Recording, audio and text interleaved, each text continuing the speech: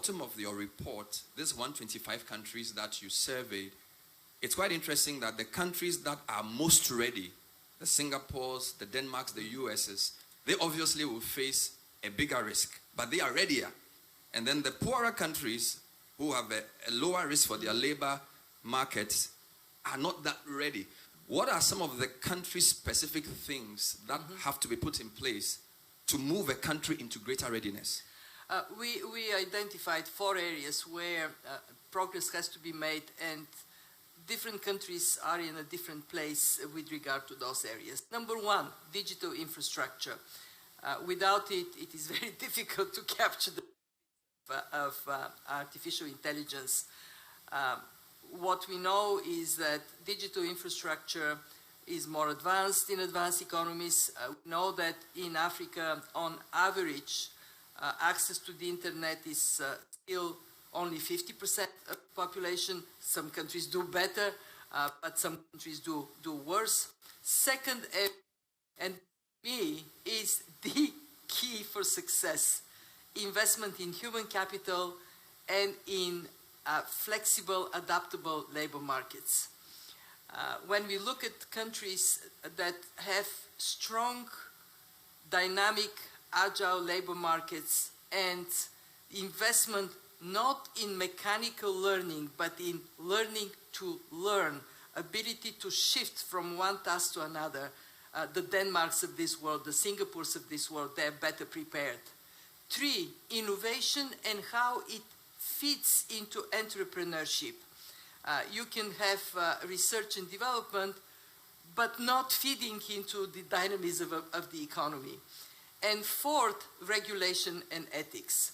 And what is so interesting to me is when we did our assessment of preparedness, the United States, that is way ahead in terms of advancing artificial intelligence, the so-called Magnificent Seven, the 7 companies that dominate are all in the United States, they did not come up as number 1 in this index. It was Singapore, followed by Denmark.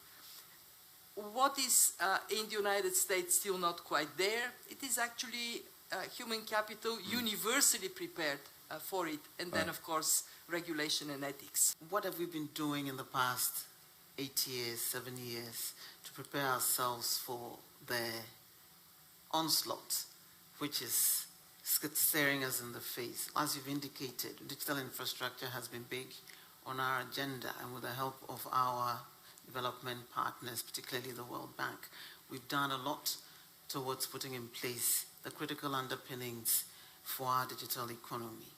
It's important that we put in place our national ID system. We've done that. We needed a proper addressing system. We've put that in place. We needed to focus on digital financial services and in financial inclusion, and we've worked a lot. We've done a lot towards doing that as well. But absolutely critical to all of that, all these systems would have to work right on the infrastructure underpinning all of that. That's connectivity. And so we've worked with the private sector to extend the network of fiber infrastructure that we have in place. So I see what has happened in the past few days as a bit of a blessing in disguise to focus our attention on the need to invest even more in providing connectivity to all parts of the continent and our country, because it can help us leapfrog. And this is not just a cliche. We did that with banking when we didn't put in place the normal banking infrastructure but moved towards mobile banking. We've done that in a few other areas. And we can use digital infrastructure to transform the economies of the continent if we invest in putting them in place. We've put in place a government connectivity network with the support of the World Bank, which is nationwide.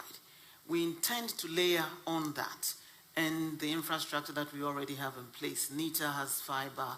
We have the Rural Telephony Program, which is extending connectivity to about 20%, 4 million of our populace across the country that are interconnected. We need to pull all these pieces together and layer on them a robust 4G, 5G network nationwide, which will ensure that all parts of our country, public, private sector, the private sector can also utilize that capacity to fill in the gaps where they are.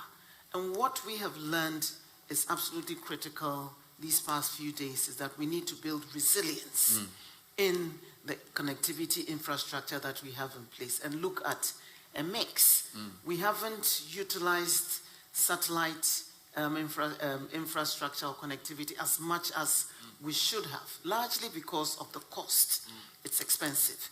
And so we need to talk to the satellite service providers to see how they can utilize this technology to provide us with some kind of backbone connectivity infrastructure, which will enable us to reach all parts of our country quickly, but affordably. The LLMs are such a powerful tool that students who use them can use them to an extent where it actually disables learning because you have the machine doing the work for you. But for us, the way we look at it is we say to students there are different kinds of assignments that they're given. So there are going to be some assignments where they're not supposed to collaborate with anyone, not to use any agent, human or otherwise, and it's supposed to be individual work. And instructors are very clear about that because we want them to learn the fundamentals themselves. There will also be assignments where they are required actually to work with other agents. So for example, they might be given an assignment where it's a team effort. They're supposed to work with other humans on a project. They might be given assignments where they're supposed to use a machine intelligence as part of the project. And it's the thing that's interesting about this is I think for the first time when I talk about this question of whether to use technology or not, we've always thought of technology as just tools. And for the first time, I find myself using an analogy of teamwork with other humans to say that a machine might be a member of your team is a really sort of profound place to be. But it is a reality of the workplace now, that they're going to go out in the industry and they're going to work with other people. They're going to work with machine intelligence to get things done faster and better. And it is our job to prepare them for that world. One way to think about it, it cuts across all sectors, healthcare, manufacturing, finance, transportation, education. And it's not just an improvement in efficiency, but it is fundamentally different. AI can help solve complex problem solving tasks. There's real-time language translation. This is incredible. The generative capabilities that you mentioned, we can generate text documents, images, videos, we can summarize documents, and these creative capabilities are quite radical, and we can use AI for scientific breakthroughs, including the investigation of AI itself. What I want to emphasize is that there's an opportunity here for Africa to leapfrog into the new economy by when we use AI in an effective way. So I'll illustrate with a few examples that we're working on here in Ghana. So in our lab that we have here in Accra, we employ engineers and scientists from across Africa, Cameroon, Senegal, Egypt, Ethiopia, Sudan, South Africa, Ghana, of course. And we focus on using AI to address problems that are relevant to Africa. So I'll mention a few of those. One is weather forecasting. Agriculture is incredibly important in Africa, and accurate weather forecasts can help advise you when to plant, what the pest load is going to be, what about diseases. But unfortunately, weather forecasts in Africa are terrible. They're really not, currently they're not much better than looking it up in a book for the typical weather for this day. And we're using AI technology to develop weather forecasts that are accurate using novel data sources, including satellites. And this AI technology is relatively cheap. There are great weather forecasts in the US and Europe. Those forecasting tools are extremely expensive. They require national kinds of budgets. AI technology, in contrast, is within reach of African meteorological organizations. Another effort we're working on, Africa is extremely linguistically diverse. There are thousands of languages spoken here. We work to collect language data so that we can provide tools like automatic language translation, real-time language translation.